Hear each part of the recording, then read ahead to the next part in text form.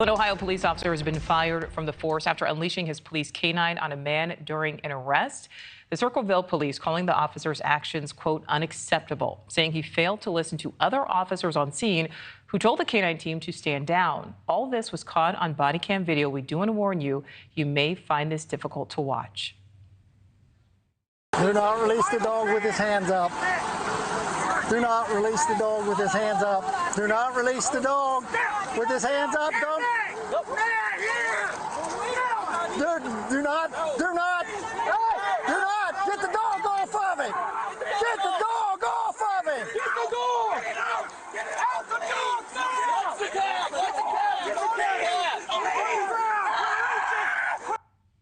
All right. Well, the suspect there had just led police on a 3-county chase, but his lawyer, civil rights attorney Ben Crump, claims he was scared for his life and actually called 911 during the pursuit to try to communicate that. This is not the first time we've seen K-9 officers in a bad light. Just last month, a lawsuit out of Texas alleged an officer directed his K-9 to alert that there were drugs inside of a car during a traffic stop. If you watch the body cam video, you can see the officer will tap the truck and alert the dog, but it turns out there were no drugs inside of that vehicle, and the county ended up paying more than $7,000 for that wrongful search. So issues like these calling on the reliability and efficacy of K-9s into question. So let's bring in Kyle Heyen. He's a K-9 trainer with Detector Dogs International. Kyle, thank you so much for your time.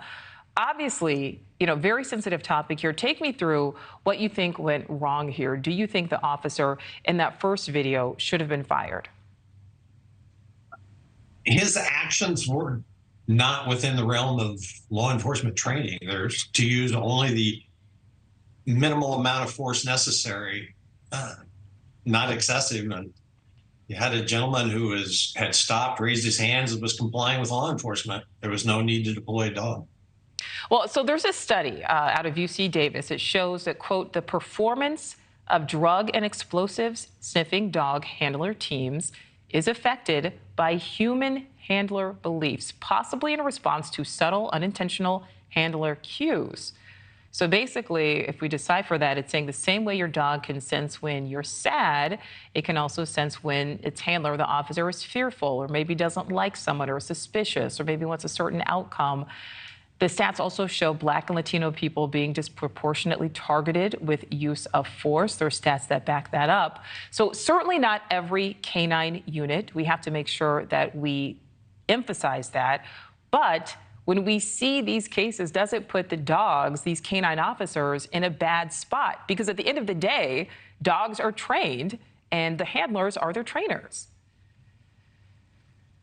And that's very accurate, yes. It's how the dogs only do what they're trained to do. What is the question is, what are the handlers being trained to do? The Lisa Litt study at UC Davis, actually very good. I read it years ago.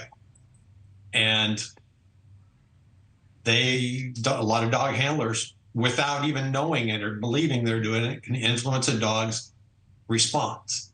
So, Kyle, I have a question for you. When we saw in that first video, we heard all of the other officers there saying, get the dog off of him, get the dog off of him. Will that dog only respond to its handler?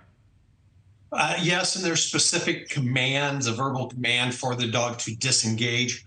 Let me clarify that. There should be a specific command that dog handler gives when it's time for the dog to stop, which could be 1 second or 13 seconds into the incident. He should have never bit. He should have never been deployed and should never have engaged. And actually, if you watch the footage, that dog runs past the driver, heads towards the troopers. He's called back by the dog handler. He starts running towards the driver, who then stands up and moves, and that's when the dog bites him. When he was not a threat, the dog was disregarding him.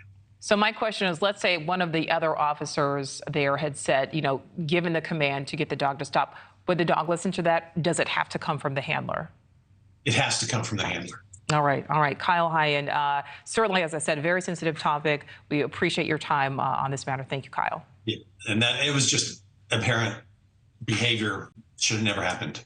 Thank you for watching. Go to newsnationnow.com to find News Nation on your television provider. And don't forget to click the red subscribe button below to get more of News Nation's fact-driven, unbiased coverage.